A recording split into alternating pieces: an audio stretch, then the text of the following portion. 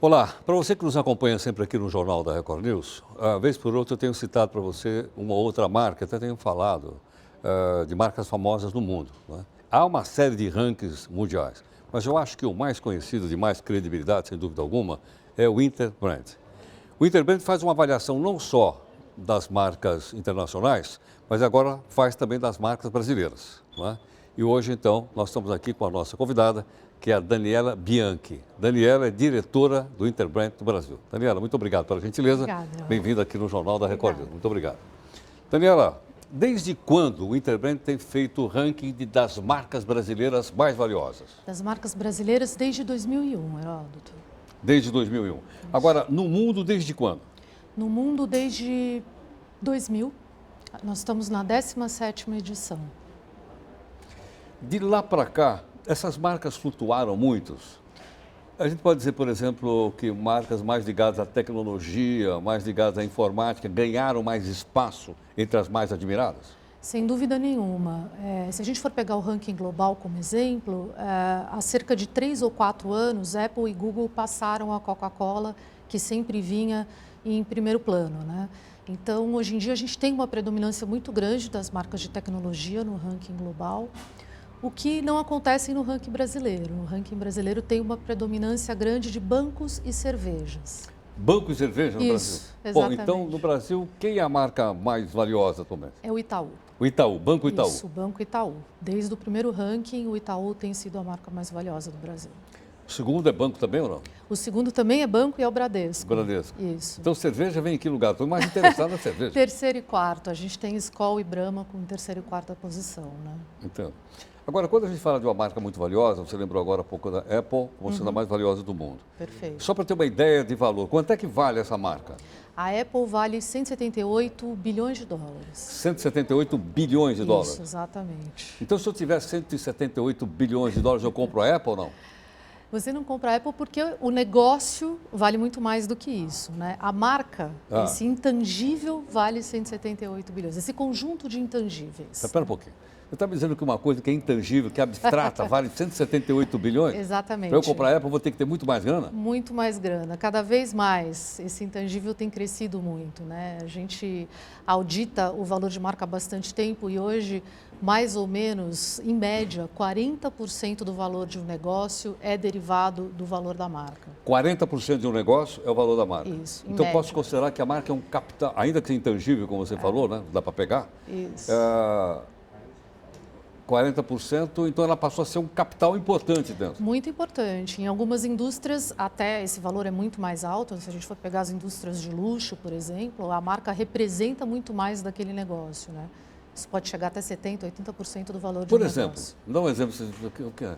Por Chanel, a indústria de luxo, principalmente, né? Principalmente para mulheres, quer me falar? Hermès, Chanel, Aí Louis vale Vuitton. mais. Sei. Aí vale mais, então, quer dizer, Vale o percentual mais. é maior, chega a ser 70%. 70%, 80%. Quer dizer, posso entender também que essas marcas, além de estarem globalizadas, elas estão muito familiares. Em qualquer lugar que eu veja uma marca dessa, eu identifico ou não? Exatamente. Para as marcas estarem no ranking das marcas mais valiosas, elas têm que atender a determinados critérios, né?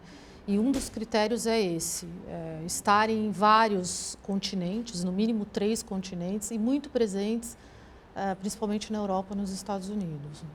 Agora, a explicação, então, para que as marcas brasileiras sejam, como você disse, 2 bancos e 2 cervejeiras logo abaixo, né?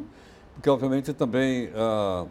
eu acho que marca no Brasil é uma coisa pouco cultuada, ou não muito cultuada, coisa recente, eu estou enganado. Eu acho que esse mercado tem se desenvolvido, mas sim, de fato, a gente ainda tem um longo caminho, né? Eu acredito que essa questão dos bancos é importante porque os bancos foram os primeiros a trabalhar a marca de fato como se deve aqui no Brasil, né? Eles têm gestões muito eficientes, entendem o valor de uma marca, com posicionamentos muito claros, sabem aplicar esse posicionamento no dia a dia dos consumidores, derivar isso para todos os canais. Então, as estruturas deles estão muito adaptadas à gestão das marcas e por isso que eles acabam criando bastante valor a partir disso. Agora, saindo das marcas brasileiras, no ranking das 100 maiores do mundo, há bancos também? Sim, há bancos, vários bancos. A gente tem aí HSBC, Santander, uma série de bancos que estão HSBC, globalizados. Santander, acho que o JP Morgan deve estar lá também, se não me JP engano. Morgan, se não me engano, também está. Sim. A gente tem vários bancos globais, inclusive bancos chineses, né? Enfim. Ah, entraram bancos chineses? Eu não sabia. Sim. É. Temos bancos Entra chineses assim. também. Agora me diz uma coisa, você lembrou do HSBC. Quando o noticiário é muito forte contra a marca, estou tomando o exemplo do HSBC porque o mundo inteiro publicou, isso chega a abalar o valor da marca ou é irrelevante aquilo que nós fazemos aqui? Não, abala bastante, com certeza, né? Então, uma das dimensões que a gente mede nos rankings é justamente a capacidade de resposta das marcas. Como elas reagem aos imponderáveis, às questões que estão acontecendo aí no mercado. E, de fato, hoje em dia, principalmente, né, com as crises que a gente vive aí mundialmente, nenhuma marca está impune a sofrer esse tipo de impacto negativo. A questão que a gente mede é como ela reage a esse impacto, né? Como ela... Então, quer dizer, então posso entender que o valor da marca não depende só da produção, só da tecnologia, depende também da percepção que as pessoas têm dela? Sim, depende da percepção. A gente normalmente audita 10 dimensões que são muito importantes para determinar se aquela marca é uma marca forte ou não. Algumas dimensões são internas, então elas dizem respeito à questão do posicionamento, se ele é bastante claro, a gente acredita que uma marca é construída de dentro para fora, né?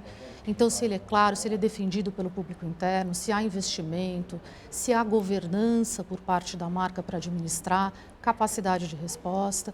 E externamente, a gente mede muito a questão da diferenciação, se ela tem uma proposta de valor única, se ela é legítima, se ela pode falar daquilo que ela está falando, ou se, de alguma forma, ela tem um território mais exclusivo dela, diferente dos concorrentes, se ela está presente aonde e quando o consumidor quer, nos ambientes digitais e nos ambientes físicos. E, por fim, se ela é capaz de gerar um certo engajamento, né? Se ela é capaz de gerar lealdade, recompra. Não adianta hoje em dia uma marca ser só conhecida, ela tem que ser defendida pelo consumidor. Agora, eu te pergunto o seguinte,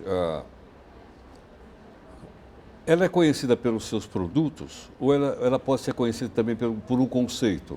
O conceito pesa na marca? Pesa muito, né? Como eu te disse, hoje em dia existe um trabalho muito importante de estratégia das marcas, de definição de um norte, de um alinhamento, de um fio condutor que vai orientar a experiência dessa marca em todos os pontos de contato, né?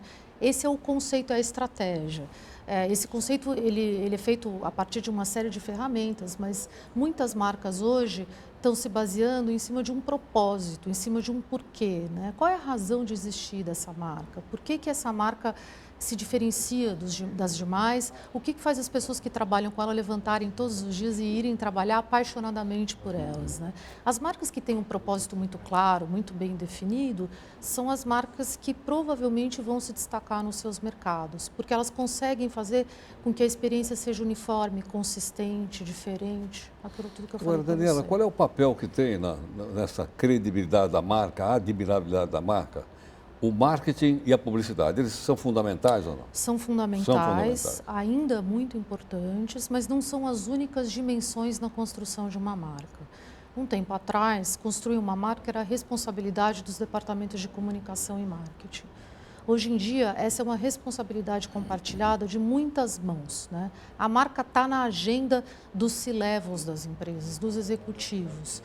E ela precisa, obviamente, ser bem implementada em outras dimensões. Por exemplo, é muito importante que a marca esteja alinhada com a cultura de uma determinada empresa, com a forma como ela pensa as contratações, com a forma como ela pensa a retenção das pessoas que trabalham lá. É muito importante que essa marca esteja alinhada com os produtos, com a inovação, e com a postura de cidadania corporativa de uma determinada empresa, inclusive, né? Como é que ela se relaciona com a comunidade, como é que ela trata todos os seus públicos, etc. Daniela, queria pedir que você ficasse mais um pouco aqui conosco, tudo bem? Ok.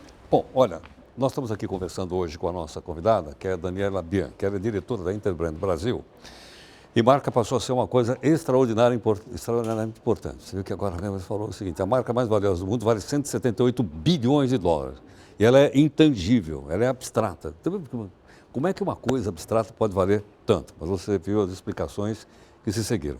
Fazemos um rápido intervalo aqui no jornal e voltamos já já. Ok? Segunda parte.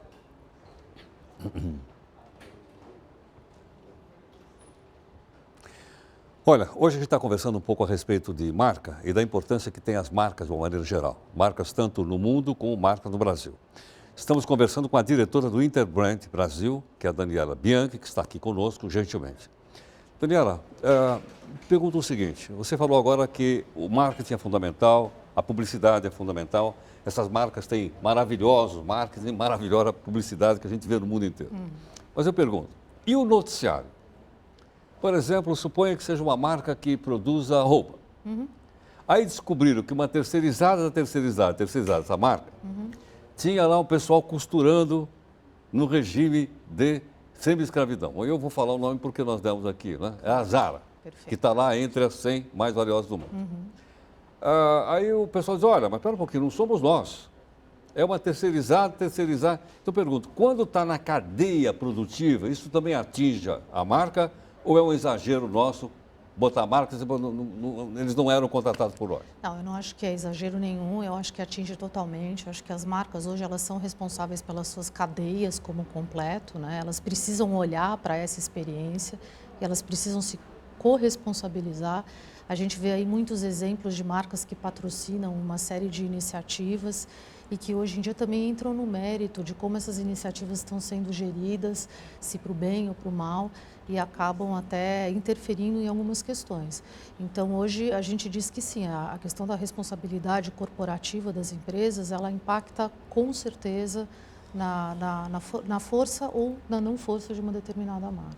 Agora, essa credibilidade que ela conquista ao longo do tempo, como você explicou, né, faz parte do intangível, ela pode ser um diferencial competitivo. Por exemplo, eu entro numa revendedora de automóvel, né, tem lá um monte de marcas, e os carros se parecem um com o outro, o preço é mais ou menos parecido.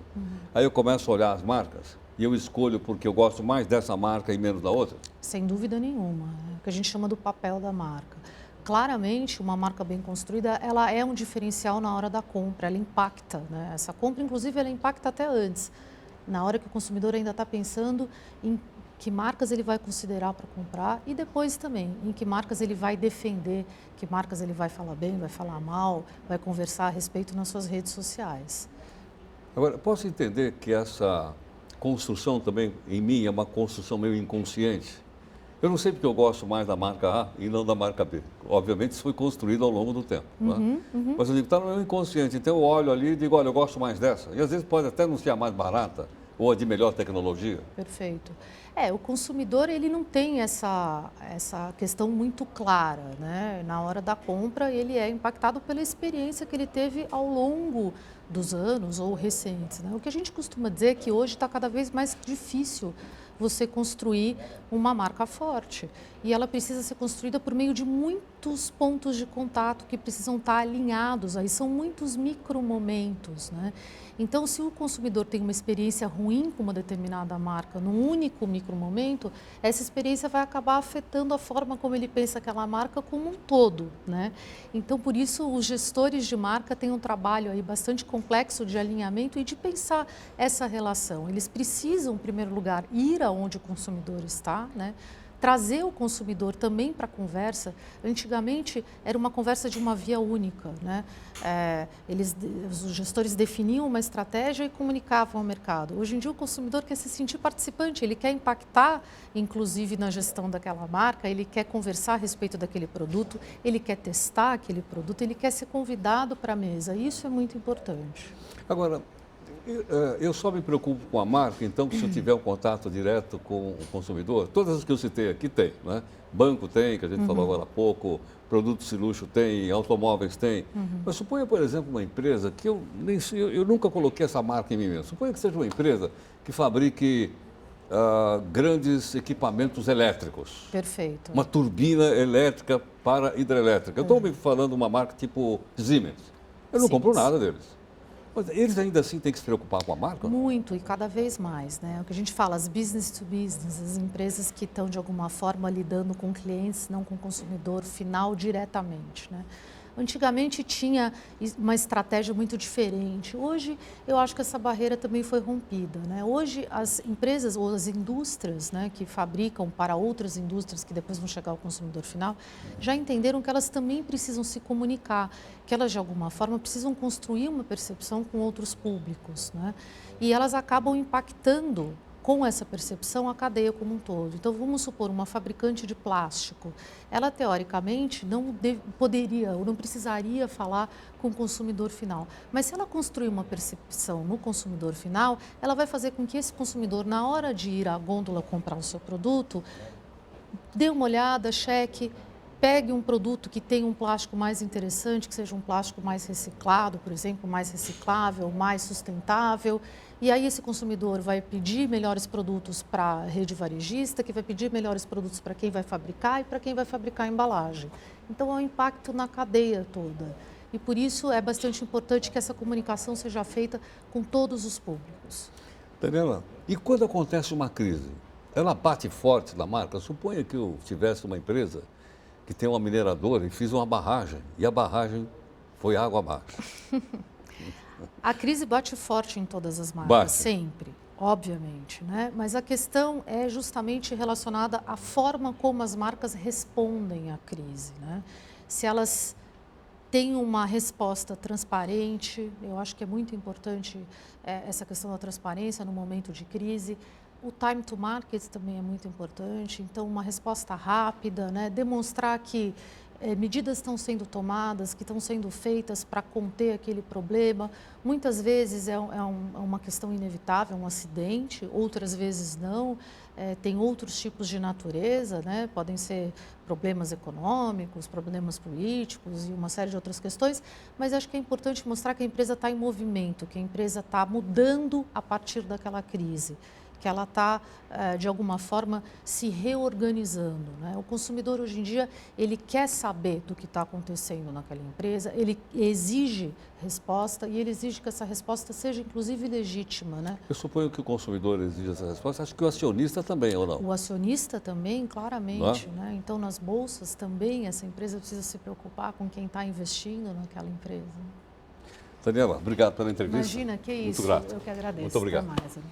Bom, com a participação, então, da Daniela Bianchi aqui conosco, né, falando um pouco a respeito de marcas, ela que é diretora da Interbrand Brasil, e da importância que tem as marcas brasileiras e internacionais. E certamente elas vão ganhar cada vez mais importância. E, obviamente, credibilidade, admirabilidade, influem decisivamente, não só na sobrevivência da empresa, mas, como ela disse, na decisão de você comprar ou não. Rápido intervalo, voltamos daqui a pouco.